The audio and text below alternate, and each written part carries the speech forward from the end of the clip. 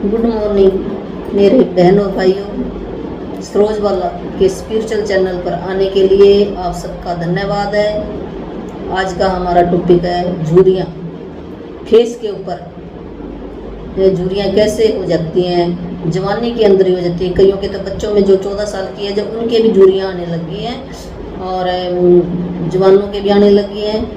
भी ये क्यों हो जाती है, झुर्रियाँ का कारण क्या है? कोई कह देता है भी स्किन में कमजोरी आ गई है या खाना अच्छा नहीं है इस करके हो गया है। ये भी हमारे अलग अलग विचार हैं या हमने किसी के छोटी एज में देख लिए हैं, वो विचार हमारे अंदर चले गए हैं। जब हमने किसी का कुछ देख लिया या कोई फोटो के अंदर देख लिया है या किसी जगह पर देख लिया, किसी हॉस्पिटल में देख लिया, अपने घर के अंदर देख लिया, भी कोई भी हमने अपने अंदर देखे और विश्वास बना लिया हमने अपने अंदर, भी इसके हो गया मेरे को भी होएगा। जब हम ये ओल्ड वो बिलीफ को तोड़ते नहीं हैं तो वो बीमारी हमारे अंदर आ जाती है। ये कारण उसका बाकी है हमारे जो भी पुराने नेगेटिव विचार हैं, नेगेटिव विचारों से ये झुर्रियाँ पड़ जाती हैं और हम अपने जीवन से बहुत ही नाराज़ हैं।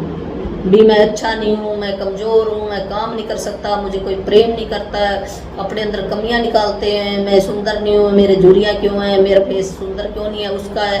हम औरों की भी कंप्लेन करते हैं और अपनी भी करते हैं, तभी ये झुर्रियाँ आती हैं। तो जीवन से हम खुश नहीं हैं। जो परमात्मा ने दिया अगर उसकी रजा में हम राजी रहेंगे तो हम कहते हैं ना उसकी रजा में राजी रहो। कहाँ रहते हैं उसकी रजा में राजी? अगर उसने झुर्रियाँ दी तो कोई बात नहीं, उसको एक्सेप्ट करो। भी ये झुर्रियाँ मेरा ही किया कर्म है, मैंने कुछ गलती की है यहाँ पे, तब ये हुई है। या तो हमने ऐसे विचार डाल लिए, जो बाहर का है इन्वायरमेंट वो तो सिर्फ 20% है, हमारे अंदर से ही है सब कुछ। जब हमारे विचार बदलेंगे तो ये तकलीफ भी हमें ठीक हो जाएगी। हमें कोई ऐसा इन्वायरमेंट मिल जाएगा, ऐसा डॉक्टर मिल जाएगा, 20% वो काम करेगा, खाना पीना ऐसा होएगा और 80% हमारे विचार काम करेंगे। ये 80-20 का रूल है। तो अब हमने इन विचारों को निकालने कैसे, ये कौन सा मंत्र बोल लें जिससे ये जो नेगेटिव विचार है वो दब जाए और पॉजिटिव विचारों की एक नई लेयर बन जाए। वहाँ पर 5 मिनट आपने सवेरे बोलना है ये मंत्र, 5 मिनट आपने रात को बोलना है और रिकॉर्डिंग अपने कान में लगाकर सुन लेना है और शीशे में देखकर जरूर बोलना।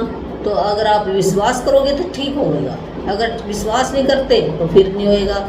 ये बुक लुइस हे की लिखी हुई है, उसने हज़ारों लोगों का ट्रीटमेंट किया है, काउंसलिंग की है और ये हम तो सिर्फ पढ़कर ही बता रहे हैं। अपनी लाइफ के अंदर जितना मेरे से होता मैं करती हूँ और जितना मैं समझाने की कोशिश करती हूँ भी आप भी इसका फ़ायदा उठाओ। तो हमने क्या बोलना है जब ये झुर्रियाँ हो जाती हैं? मैं जीवन की खुशी को अभिव्यक्त करता हूँ।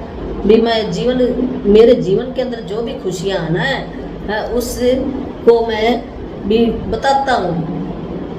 जो अगर आपको कोई खुशी आई, कहीं से भी कोई चीज़ मिली, कोई गिफ्ट मिला, किसी ने कोई आपको कपड़ा दिया, किसी ने कोई भोजन अच्छा खिलाया, तो आप खुश होते ना, वो खुशी को बांटो।